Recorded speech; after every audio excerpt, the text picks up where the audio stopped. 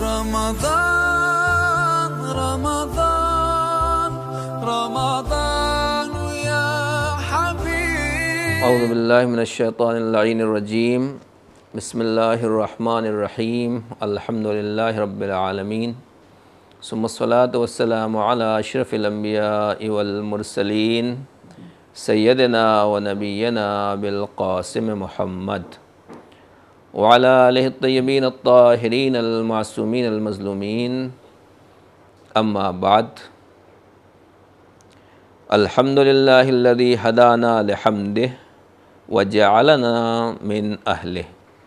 لنکون لإحسانہ من الشاکرین ولیجزینا علی ذلک جزاء المحسنین والحمد للہ الذی ہبانا بدینہ واختصنا بملتہ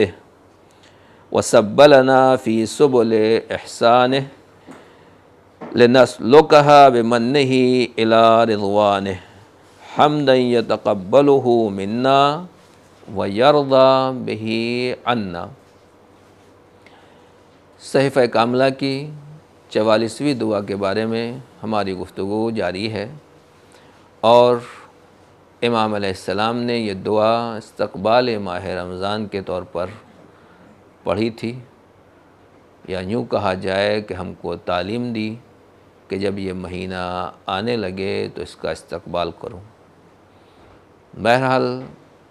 ماہ رمضان المبارک کیا ہے، امام نے اس دعا میں ہمیں بتایا ہے، اور انشاءاللہ اگرچہ یہ دعا استقبال ماہ رمضان کے لیے ہے، لیکن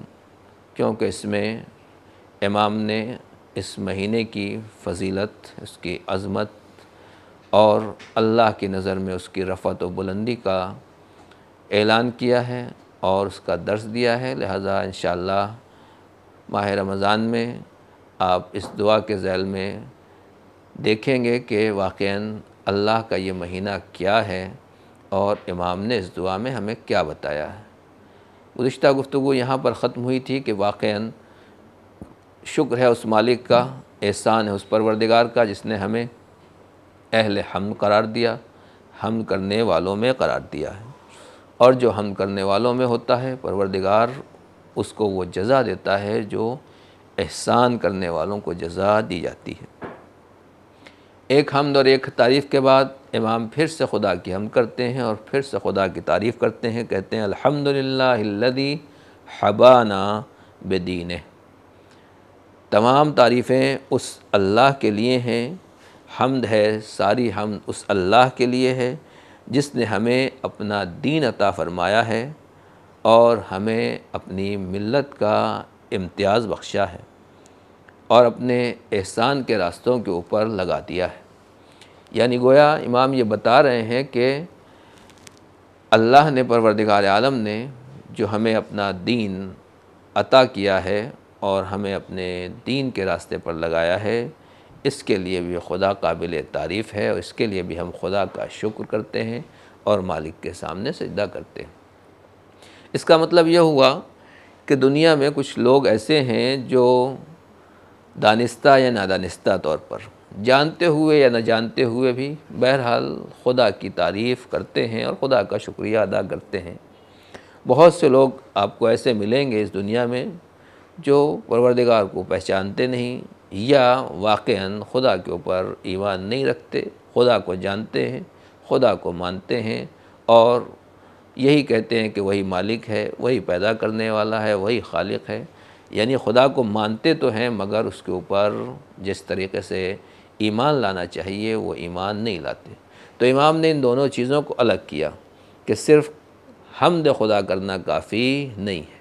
بلکہ کیا فرماتے ہیں کہ الحمدللہ الذی حبانا بدینہ۔ تمام تعریف اور شکر اس اللہ کے لیے ہے، ساری حمد اس پروردگار کے لیے جس نے ہمیں اپنے دین کی توفیق عطا فرمائی۔ یعنی صرف خدا کی تعریف کرنا یہ کافی نہیں ہے، بلکہ خدا کی تعریف کے ساتھ ساتھ خدا کے دین کو ماننا بھی ضروری ہے۔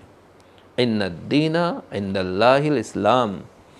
دین اگر کوئی ہے خدا کے نزدیک تو وہ صرف اسلام ہے، یعنی جب تک انسان خدا کا کلمہ نہیں پڑھے گا، مسلمان نہیں ہوگا، اپنے مالک کو اس طرح نہیں پہچانے گا جس طریقے سے اس نے پہچانوایا ہے، جیسا وہ ہے، جو اس کی صفات ہیں، جو اس کی صفات ثبوتیہ ہیں، صفات سلبیہ ہیں، جو معیار اس نے بتایا ہے اس طریقے سے انسان پہچانے گا تو یہ واقعاً حمد کہلائے گی۔ ورنہ تعریف انسان کرتا رہے تو تعریف کرنے والوں میں تو ہوگا مگر اس کے دین کے ماننے والوں میں نہیں ہوگا۔ اور یہ بھی امام نے بتا دیا، سکھا دیا کہ تمہارے اندر کبھی بھی یہ احساس پیدا نہ ہو کہ میں بہت بڑا مسلمان ہوں، میں بہت بڑا مومن ہوں۔ ماہ رمضان کا سلسلہ جاری ہے اور یہ مہینہ آپ کو بتا رہا ہے، سکھا رہا ہے، تو اس میں شیطان سب سے زیادہ وسوسے پیدا کرتا ہے، اور جب سب سے زیادہ وسوسے پیدا کرتا ہے تو انسان کے ذہن میں سب سے بڑا مومن ہوں، میں سب سے زیادہ روزہ دار ہوں، میں سب سے زیادہ تلاوت قرآن کرنے والا ہوں، یعنی انسان کے ذہن میں غرور، تکبر، اس طرح کی چیزیں پیدا ہو جاتی ہیں۔ تو امام فرماتے ہیں کہ الحمدللہ الذی، کہ اگر میں دیندار ہوں، میں نے اسلام قبول کیا ہے، اگر میں مسلمان ہوں، اگر میں مسجد تک آ رہا ہوں تو اس میں غرور اور تکبر کرنے کی کوئی گنجائش نہیں ہے، بلکہ یہ بھی در حقیقت مالک کا احسان ہے، اس کا کرم ہے۔ ابتداء اسلام میں آپ جانتے ہیں، بزرگوں کو معلوم ہے کہ جب بعض لوگ عرب کے بدو پیغمبر کے اوپر ایمان لاتے تھے تو انہوں نے ایمان لانے کے بعد پیغمبر کے اوپر احسان جتایا، حضور سرور کائنات کے اوپر احسان جتا رہے ہیں آ کر کہ اگر ہم مسلمان نہ ہوتے تو پھر گویا آپ کا اسلام آگے نہ بڑھتا، گویا ہم نے مسلمان ہو کر آپ کے اوپر احسان کیا ہے۔ تاریخ کی کتابوں میں آج بھی مل جائے گا کہ فلاں صاحب مسلمان ہو گئے تو انہوں نے گویا مسلمانوں کے اوپر احسان کر دیا مسلمان ہو کر اور کلمہ پڑھ کر۔ اللہ نے پروردگار نے صاف طریقے سے قرآن مجید میں اسی وقت انکار کرا دیا اور اس کا تردید کر دی کہ آپ ان سے کہہ دیجئے کہ تم اپنے اسلام کا ہمارے اوپر احسان نہ رکھو کہ تم مسلمان ہو گئے تو لہٰذا تم نے اسلام کے اوپر احسان کر دیا ہے، خدا کے دین کے اوپر احسان کر دیا ہے، رسول کے اوپر احسان کر دیا ہے یا اللہ کے اوپر، بلکہ اللہ نے پروردگار عالم نے تمہیں ہدایت دے کر تمہارے اوپر احسان کیا ہے، یہ اس کی عطا ہے، یہ اس کی بخشش ہے کہ تمہیں اس قابل قرار دیا اور تمہیں اجازت دے دی کہ تم اس کے بندوں میں آ جاؤ، تم اس کے بندوں میں شامل ہو جاؤ۔ تو لہٰذا کہیں کسی کے ذہن میں یہ چیز پیدا نہ ہو کہ ماہ رمضان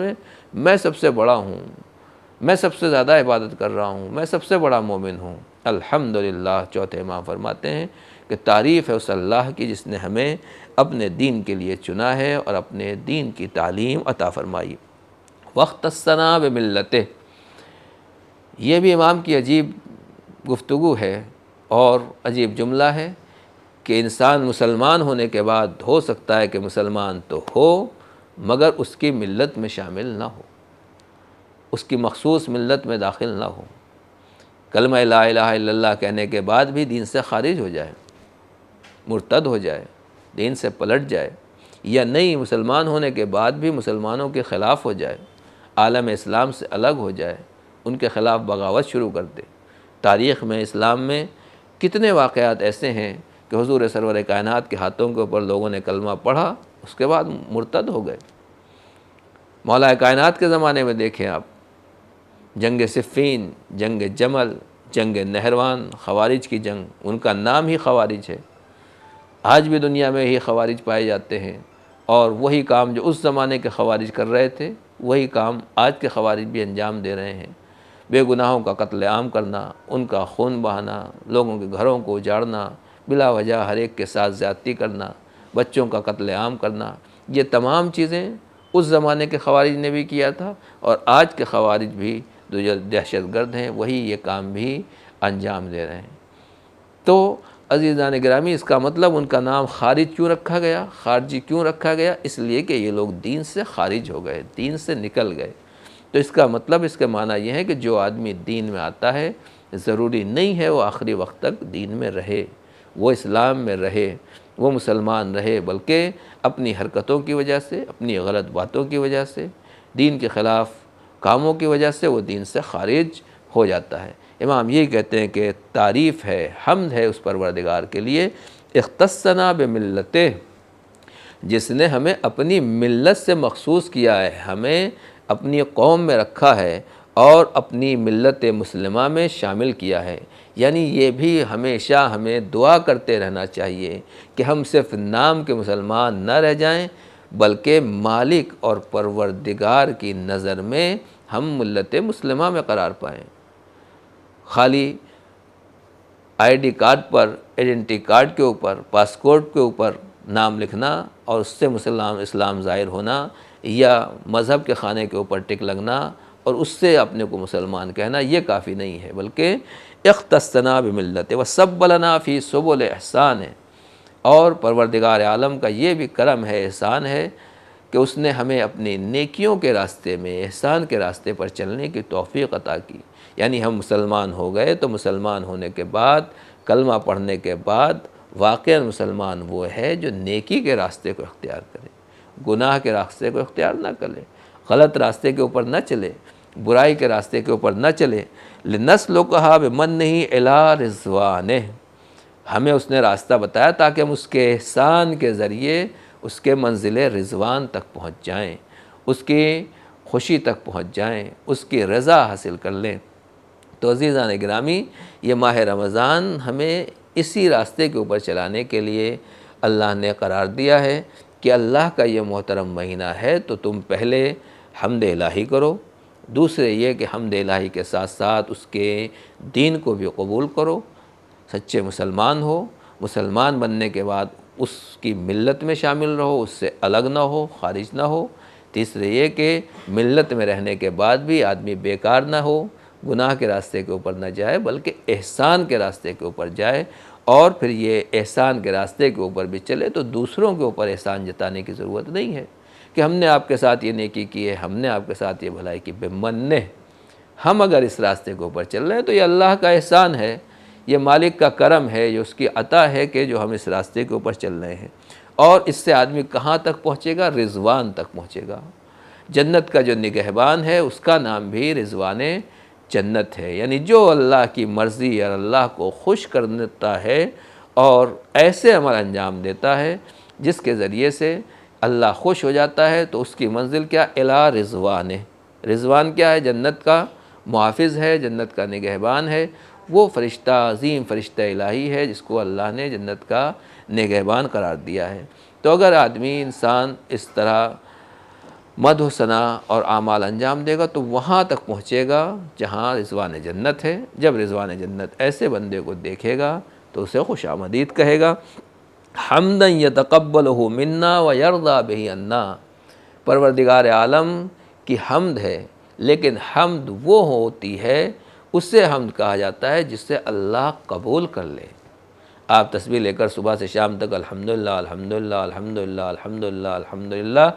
پڑھتے رہیے، مگر آپ کو معنی ہی نہ معلوم ہو، ذہن اس کی طرف جائے ہی نہیں، عظمت و کبریائی یا خدا ذہن میں آئے ہی نہیں، آدمی اپنے کو ہی سب کچھ سمجھتا رہے، اپنے کو ہی بڑا کر سمجھتا رہے، یہ سوچے کہ لوگ میری تعریف کر رہے ہیں، خود تعریف اللہ کی کر رہا ہے مگر لوگوں سے چاہتا ہے کہ لوگ میری تعریف کریں، تو یہ حمد الہی نہیں ہے، یہ حمد قابل قبول نہیں ہے، بلکہ حمد الہی وہ ہے جو قابل قبول ہو۔ امام فرماتے ہیں کہ یتقبلہ منا ویرضی بہ عنا، ایسی حمد ہو جو اللہ ہم سے قبول کر لے، اور ایسی حمد ہو جس سے اللہ ہم سے راضی ہو جائے۔ اللہ نے گویا اپنی حمد کے لیے، اپنی عبادت کے لیے کچھ شرط اور شرائط رکھے ہیں، کچھ واجبات رکھے ہیں، کچھ فرائض رکھے ہیں، کچھ حرام چیزیں رکھی ہیں جن سے بچنا ضروری ہے۔ انما یتقبل اللہ، بے شک اللہ قبول کرتا ہے، من المتقین، اللہ اس کا عمل قبول کرتا ہے جو متقی ہو، صاحب تقوی ہو، پرہیزگار ہو۔ امام یہی کہہ رہے ہیں کہ حمدن، ایسی حمد ہو یتقبلہ منا، جسے اللہ ہم سے قبول کر لے، اور حمد خدا اسی وقت قبول ہوگی جب انسان متقی اور پرہیزگار ہوگا۔ یہ ماہ رمضان اللہ کا مہینہ اسی لیے ہے، امام یہی بتا رہے ہیں کہ جو کچھ بھی اس مہینے میں کرنا ہے، اس کام کرنے سے پہلے اپنے کو متقی، پرہیزگار، پاک و پاکیزہ بنائیے، تاکہ اللہ آپ کی حمد، آپ کے نماز، آپ کی روزہ اور دعا کو قبول کر لے۔ رب کریم پروردگار واقعاً ہمیں حمد کرنے والا اور متقی اور پرہیزگار بندہ قرار دے دے۔ السلام علیکم ورحمۃ اللہ وبرکاتہ۔